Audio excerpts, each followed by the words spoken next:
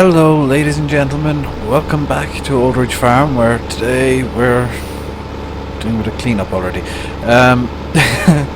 Just gonna clean up, well, I need to get this trailer unloaded because field B, I think I called that one, is planted in wheat. We have, no, it's planted in barley. We have wheat in the trailer. Okay. So, I'm having few frame rate issues today for whatever reason. Not driving through a hedge here, am I? No, good. I'm having a few frame rate issues, and I have no idea why. It's probably something to do with my computer being on for too long or something, but I'm having it. They're just minor, but they're annoying. So let's unload this, and the game has frozen. There we go. So it's a nice animation on this. You didn't get to see much of it, unfortunately. So let's turn on the beacons and get back over to the field. I've got to bring the mouse back into the screen again. Thank you very much, game. So, we need to get back into the field, drop this again, and we're going to bale up field A. And we do actually have to drop this. We do actually have to drop the container, because I have tried to, well, I did unload the harvester while the container was on the trailer, and the harvester didn't particularly like it. So probably shouldn't have driven through the crops there, but no real choice in the matter. Whoops. So I'm just going to park up the tractor over in here. And we're gonna just turn off the engine, hop into the harvester, and we will get the harvester going on this field. So let's turn it on. Check out a combine. Yeah, I think that's good. So let's get going the correct way, because apparently we decided to change the active side. And you can see we're harvesting barley now. Let's hop out of the combine there and get into the John Deere over here, and we're just going to bale up both of these fields because we can. And I think I'm trying to decide. You've noticed that the screenshot that I'm using, and time to break your illusions here, the screenshot I'm using is of the bale already out of this. I literally hopped in game for 2 minutes, got a bale out, and quit out of the game. So here is the same bale yet again. So we're going to use auto stackers this season because well, with the round bales anyway, I'm hoping to switch to squares if I can, because it's easier to handle them, essentially. So let's just a bit. Don't mind missing small bits here and there. It's not much of an issue. The field that I bought, field 1, is covered in alfalfa at the moment. It sounds like it's probably a bad thing, doesn't it? You know, it's got a crop in it that I can't cut. In fact, that's a good thing, because what that means is green manure is going to take effect, and the alfalfa is going to be turned into fertilizer. All I have to do is seed on top of it with the 3-meter seeder, which is going to be painful. That's going to be sometime in probably, well, the near future, I know that much, but I don't know how near. So let's just get off a bit there, and there we go, mostly, yes. So, yeah, I genuinely don't mind having crops that I can't cut on the map, because that's intentional from OEB. OEB intended the alfalfa to just be a cover crop for green manure. Now the soybeans, which I do have planted now, I can cut, I can harvest them, and I'm going to be turning them into seeds, however much I can. And what doesn't turn into seeds is going to be stored up so that I've got a stock of spare soybeans in case I want to do a massive canola harvest or something in the future.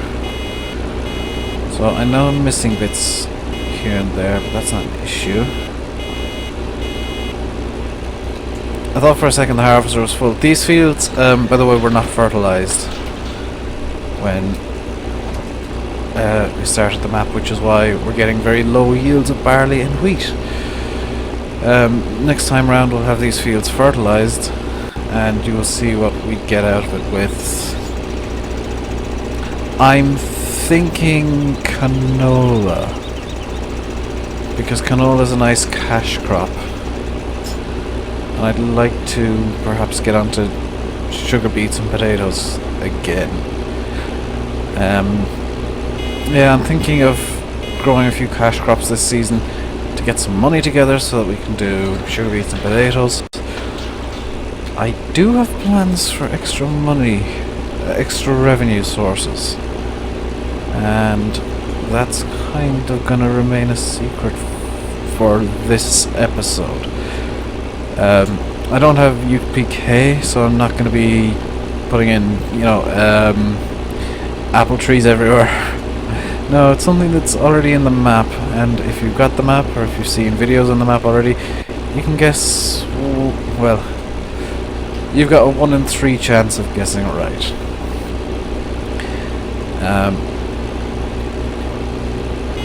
In fact, you'll probably get a 3 in 3 chance, because I'm probably going to use all 3 things you're thinking of.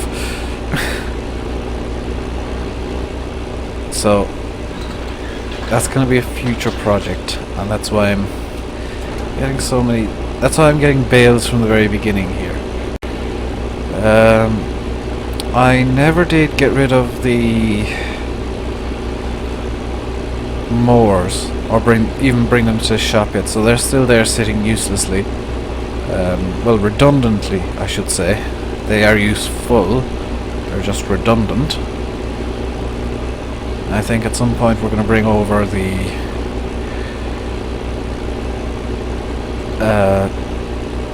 low loader to the shop with the tractor and mowers on it because of reasons. Tractor with mowers is of course road legal, but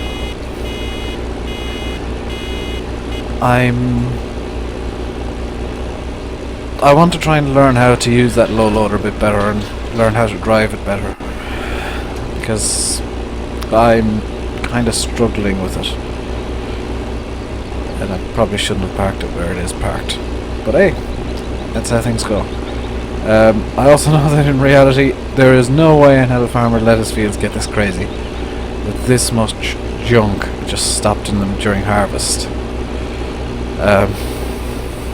The low loader would have been taken away. Number one, it would have been on the back of a truck, not hooked up to the back of a New Holland. Not hooked up to the back of a New Holland, which was number one unrealistic thing that I did, and there are many more. But number two would have been just hauled away and stored in his farmyard somewhere,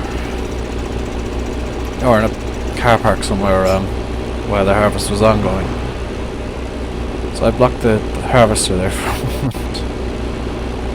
So I'm just gonna continue baling here, which is one of the more relaxing things to do in the game. It's actually one of my more favourite things to do, is just sit and bale for a while, because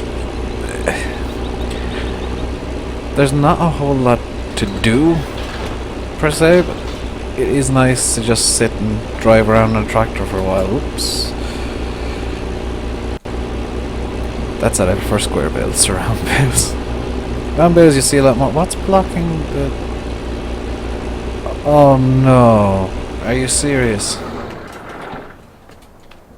Are you serious, New Holland? That's blocking you.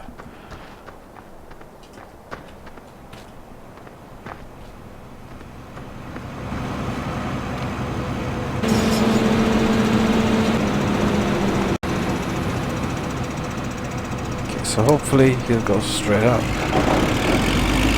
Yep, that fixed the problem. So what the problem was, if I take down Ultra Combine, was this. The container was blocking him. So that's that problem sorted. Time to go back to the deer. And does this container... Because the other container... Oh no! The skip container you can put logs in, by the way. So if I ever want to create a ton of 1 meter logs, because I'm insane or something, I can throw them all into the skip container and bring them to the forestry plant. Wherever that is. So let's get this back on. And the hope is that by the end of this episode we'll have this field baled. Completely baled up, so we should be able to get all this now. Yep. Looks like we're 10 minutes in now and we're more than halfway done. Albeit normally you'd see straight lines in a field as opposed to a combine just incessantly going around in circles, but it's a lot easier to have it set on circle mode than straight line mode. Well, there is no straight line mode. Contour follow mode, I suppose. It's a lot easier to do. And I think... Where did I put these bales? I'll move them in the next episode because that'll be revealing of what I'm planning on doing in the short term. In fact, I can just move them into the farmyard because that's kind of central.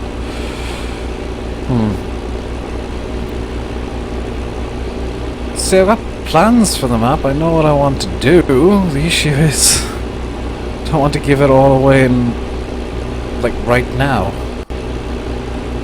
And I want to try and get a central storage point going so that I don't have to get a pickup to drive around the map, because I can't afford a pickup to drive around the map.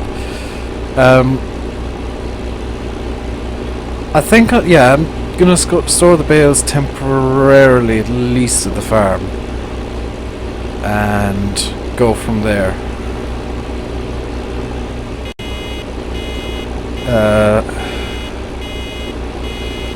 There are other places I could put them. I think I should, in the nearish future, get a placeable shed of some description, just so that I can keep them, you know, set a field or something aside, plant it up in grass and put a shed in there. But right now I'm kind of okay with the way things are laid out. So yeah, and there we go. We'll be doing cleanup after this and getting up the loose bits of straw just because of OCD and whatnot.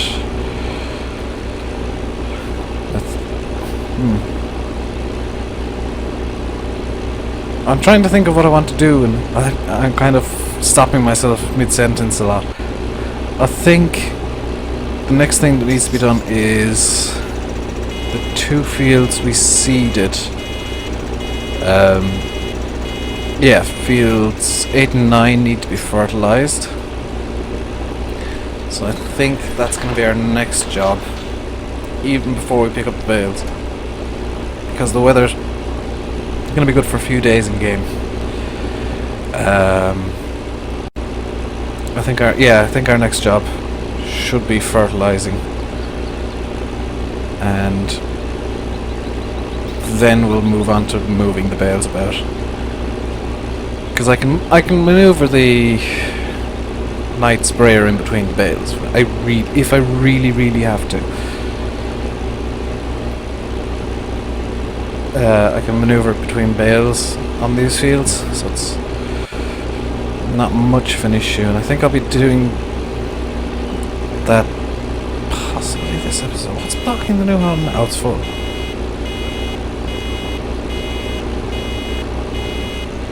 Yep, it's full.